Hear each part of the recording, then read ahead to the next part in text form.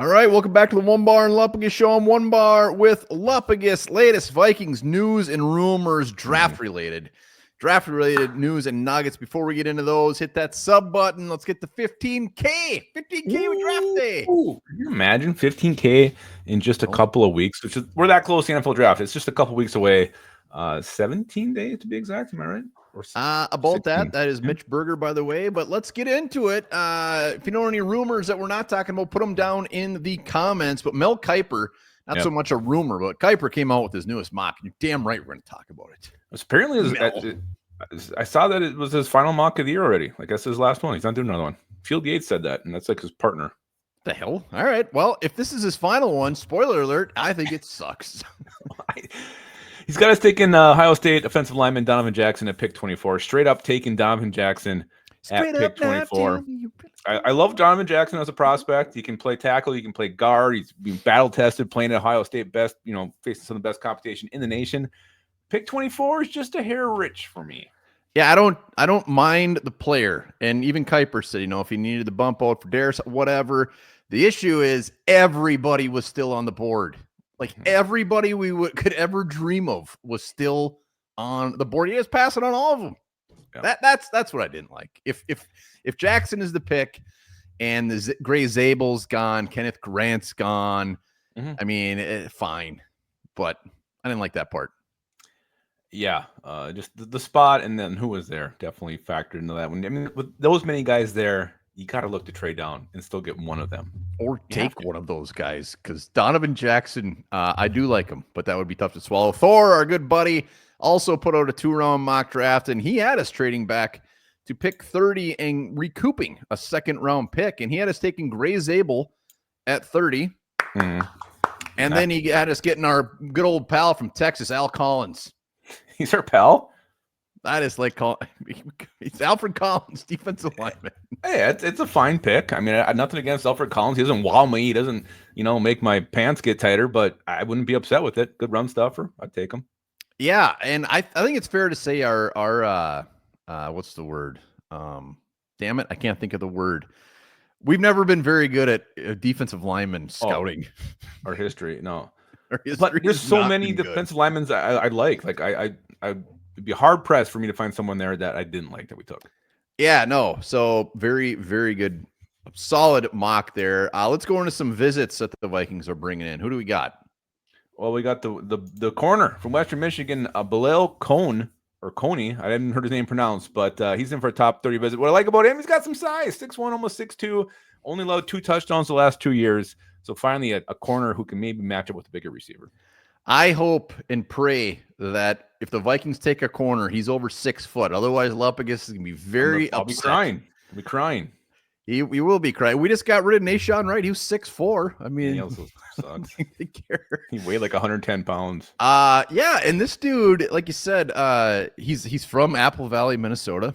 Ooh. Did not know that. And he's projected pretty high. I mean, higher than I thought. Like I've seen him I think he was 80th on some board. So that was an interesting one. We also brought in kick returner from Elon, Chandler Brayboy. Great name. Chandler Brayboy. Yeah, that sounds like an undrafted guy to me, but maybe he's ranked really high. New kickoff rules, probably more kick returns. He ran a 4.47. Yeah, he's going to be undrafted. So next guy, Georgia defensive lineman, Ingram Dawkins.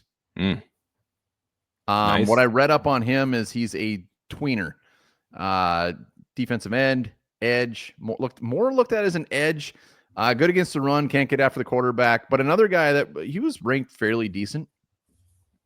Yeah. We're checking out these Georgia boys. That's for sure. And that versatility, Brian Flores loves it. He cannot overlook that. Yes. Finally, and there was a handful of guys. These are just kind of the newer names. Gophers, Ursery, the big boy, the big offensive tackle, which is kind of confusing because there's not many rumblings about moving him to guard. Maybe they figured, you know what, he's close by. We'll take a look at him maybe for down the road for a free agent contract. Yeah, but we Vikings do this with Gophers a lot, and I think that doesn't count against the top 30, something like that. There's something weird about that. Maybe not. In the distance? I could have made that up, but he is here, and the Vikings are taking a peek. They're taking a peek. Yeah, I know somebody else that took a peek once. So again, you got to pay attention to these top 30 visits because a lot of Vikings, whether it's draft picks or undrafted free agent signings, come from these top 30 visits. So get to know the names on this list because a lot of them are going to be Vikings, guaranteed. Well, Jackson McIntyre put out a nugget that I bet you're very excited about. I know you like this guy. Well, I'll tell you what, I did my shocking pick for that mock draft over the weekend, and I actually had Miko Buka being the Vikings pick, and now there's some buzz to follow it. Maybe I'm just maybe I might actually be the Lupagus. I'm not sure. I'm not saying I am, but maybe we're related or something. But this is what Jackson said. I have to say, Miko Buka might be a major dark horse for the Minnesota Vikings. They don't have a real movable wide receiver that is a willing blocker in the run game. KLC is a McVay disciple. I don't know, just reading the tea leaves here, he makes a ton of sense and is an excellent fit. Could you imagine if Vikings took a wide receiver at pick 24? I mean, out of the receivers, I mean, this one probably does make the most sense. It probably is a day one instant fit. Total slot dude. Everybody loves him, and really, he kind of feels like one of the more safer ones. I'm not a huge fan of the round one wide receiver class this year, but I would be just fine with that. I'd probably go like this. Whoa, good pick. Yeah, I'd be like, holy shit. But then, yeah, I would instantly love him so much. And Jordan Addison moves on in a couple years. I mean, he could easily be that next man up. So buckle up. Wide receiver is definitely an option. And then finally, Alec Lewis says that the Vikings, confirming, heard this from many people, the Vikings like Gray Zabel. Really like Gray Zabel. Pretty much and as we get closer and closer to the draft, to me, it feels like two names. I really think it's going to be two names there at 24. It's either going to be Gray Zabel or Derek Harmon. That's what I think is going to be. The Vikings just have seen the most interest for those two names.